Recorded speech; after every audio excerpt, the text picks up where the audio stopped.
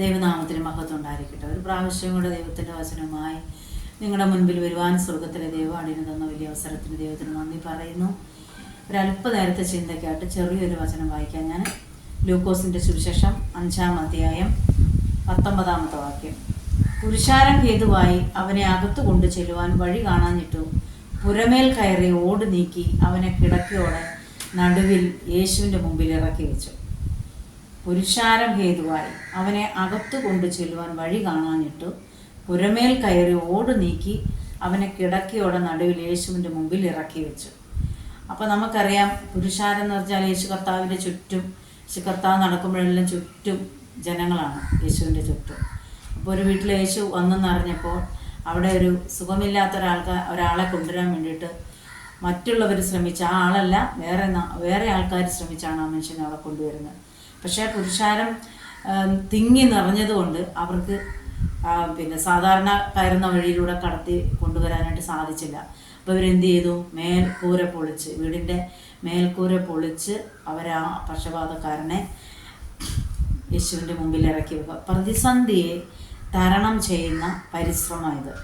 പക്ഷപാതക്കാരനെ കിടക്കയോട് എടുത്തുകൊണ്ട് വന്നവർ യേശു ഇരിക്കുന്ന സ്ഥലത്ത് വന്നപ്പോൾ അയാൾ യേശുവിൻ്റെ അടുക്കൽ എത്തിക്കാനാവാത്ത വിധ ആൾക്കാർ തിങ്ങി നിറഞ്ഞു നിൽക്കുന്നതാണ് കണ്ടത്. അപ്പോൾ അവർക്ക് മനസ്സിലായി, എന്ത് ചെയ്യും ഇനി?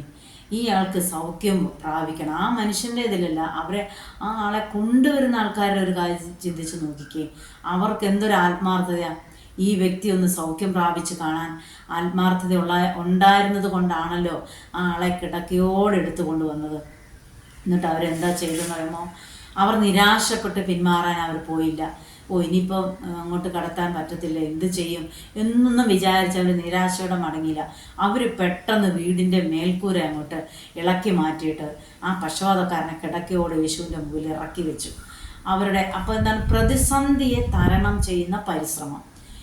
ഏത് പ്രതിസന്ധി നമ്മുടെ ജീവിതത്തിൽ വരുന്നു അതിനെ തരണം ചെയ്യാൻ ഒരു പരിശ്രമം ആവശ്യമാണ്. നമ്മൾ തന്നെ ഒന്ന് പരിശ്രമിക്കണം. എന്നാൽ മാത്രമേ ആ പ്രതിസന്ധി തരണം ചെയ്ത് മുമ്പോട്ട് വരാനായിട്ട് നമുക്ക് പറ്റത്തുള്ളൂ. അതാണ് നമ്മളെവിടെ പഠിപ്പിക്കുന്നത്.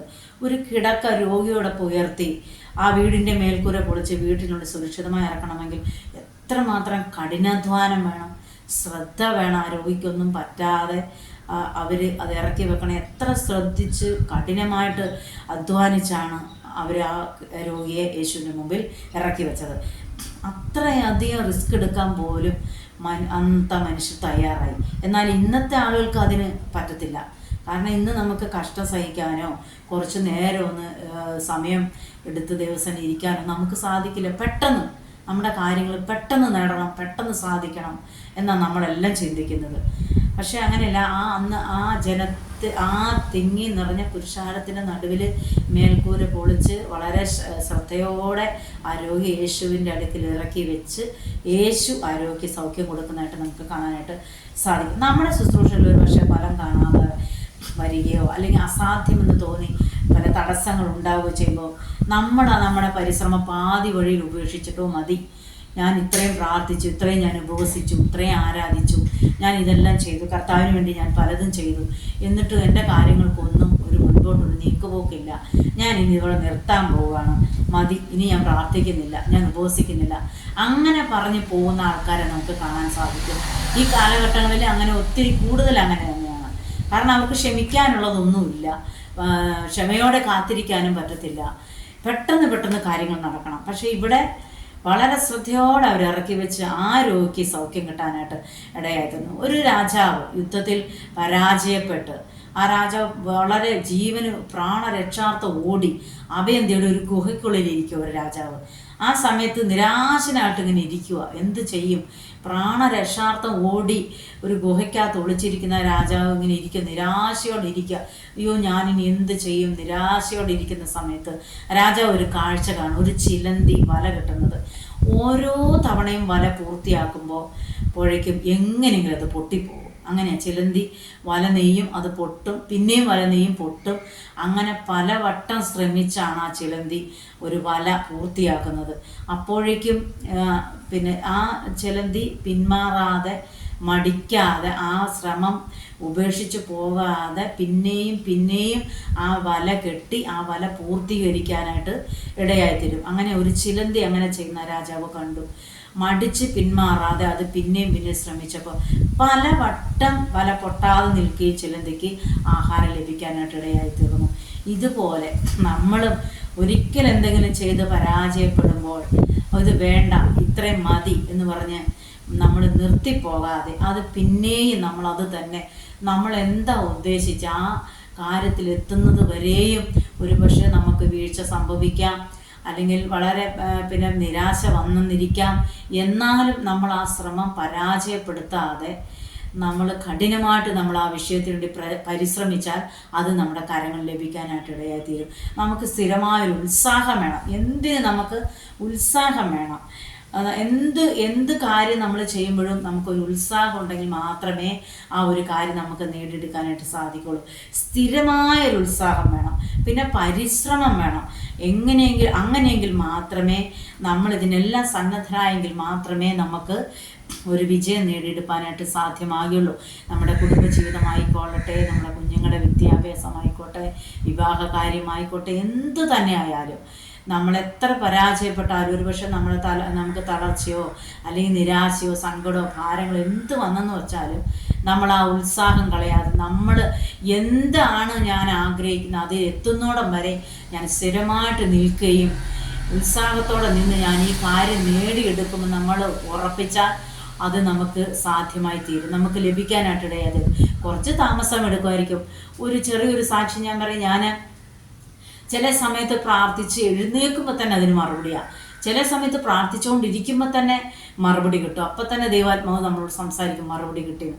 പക്ഷേ ചില കാര്യങ്ങൾ വർഷങ്ങൾ നമ്മൾ പ്രാർത്ഥിക്കേണ്ടതായിട്ട് വരും. ഞാൻ 1-2 വിഷയത്തിന് വേണ്ടി നീണ്ട 17 വർഷം പ്രാർത്ഥിച്ചു. ഞാൻ പ്രാർത്ഥിക്കുമ്പോൾ ആ വിഷയത്തിന് വേണ്ടി പ്രാർത്ഥിക്കും. എൻ്റെ സഹോദരിമാരെന്നോട് പറഞ്ഞു, നീ ഇങ്ങനെ പ്രാർത്ഥിച്ചുകൊണ്ടിരുന്നാൽ മാത്രം മതി, നിനക്ക് സംസാരിക്കാൻ അറിയത്തില്ല, പ്രാർത്ഥിച്ചാൽ മാത്രം പോരാ. ഞാൻ പ്രാർത്ഥിക്കും.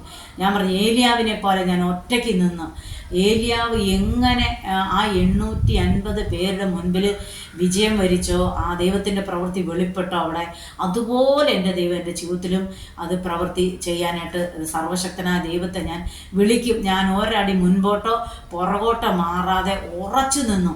നീണ്ട 17 വർഷം 1-2 വിഷയത്തിന് വേണ്ടി പ്രാർത്ഥിച്ചു. സ്വർഗത്തിലെ ദൈവം എനിക്ക് മറുപടി തരാനായിട്ട് ഇടയായിത്തീർന്നു. പ്രിയരെ, നമ്മുടെ ജീവിതത്തിൽ പ്രശ്നങ്ങളുണ്ടാവും, പ്രതികൂലമുണ്ടാവും, പ്രതിസന്ധി ഉണ്ടാവും, ഒരുപക്ഷെ നിന്ദയുണ്ടാവും, പരിഹാസമുണ്ടാവും. ചിലപ്പോൾ നമ്മളെ മാറ്റി നിർത്തിയെന്ന് വരാം, ചേർത്ത് പിടിക്കേണ്ടത് നമ്മളെ മാറ്റി നിർത്തിയെന്ന് വരാം, ഒരുപക്ഷെ നമ്മളെ മറ്റുള്ളവരുടെ മുമ്പിൽ വെച്ച് പരിഹസിച്ചെന്ന് വരാം.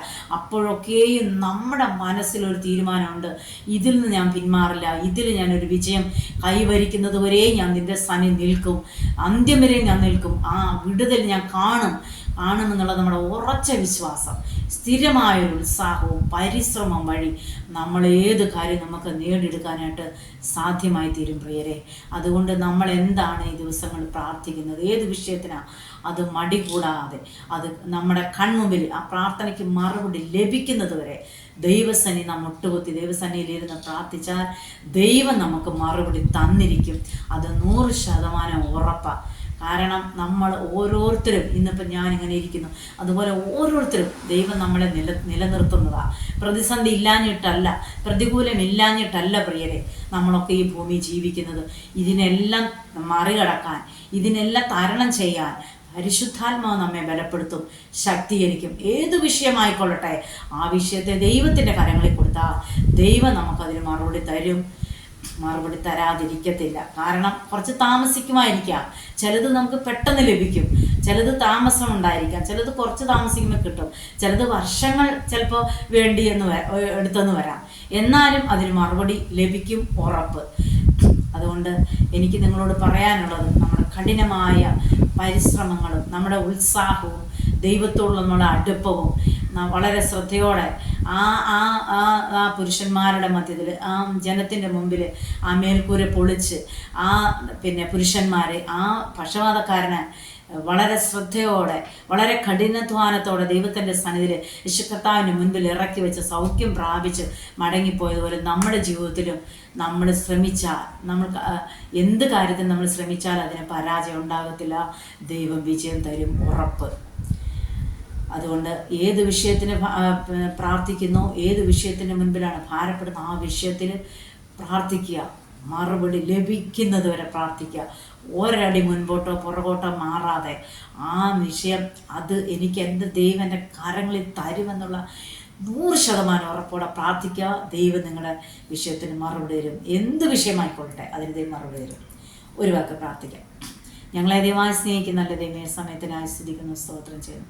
കർത്താവെ, ഞങ്ങളുടെ ജീവിതയാത്രയിൽ പല പ്രതിസന്ധികൾ, പ്രതികൂലങ്ങൾ കർത്താവെ പലതും ഞങ്ങളുടെ ജീവിതത്തിൽ നേരിടാം. എന്നാലും ഞങ്ങൾ ഉള്ള ആ ശ്രമം ഉപേക്ഷിക്കാതെ ഞങ്ങൾ എന്താണ് ആഗ്രഹിച്ചത് അവിടെ എത്തുന്നത് വരെയും ആ ശ്രമത്തിൽ മുൻപോട്ട് പോകാൻ ഞങ്ങളെ നീ ബലപ്പെടുത്തണം. കർത്താവെ, ആരെങ്കിലും ഈ വചനം കേൾക്കുന്നെങ്കിൽ, എന്തെങ്കിലും വിഷയത്തിൽ അവർ പ്രയാസപ്പെട്ടിരിക്കുന്നുണ്ടെങ്കിൽ, പരാജയപ്പെട്ടിരിക്കുന്നുണ്ടെങ്കിൽ അവർക്ക് വിജയം ഉറപ്പ്, ദൈവസേനയിൽ വിജയം ഉറപ്പ് എന്ന് വിശ്വസിച്ചുകൊണ്ട് മുൻപോട്ട് യാത്ര ചെയ്യാൻ സ്വർഗമിടയാക്കണം. അവരുടെ പ്രാർത്ഥനകൾക്ക് മറുപടി കൊടുക്കണം.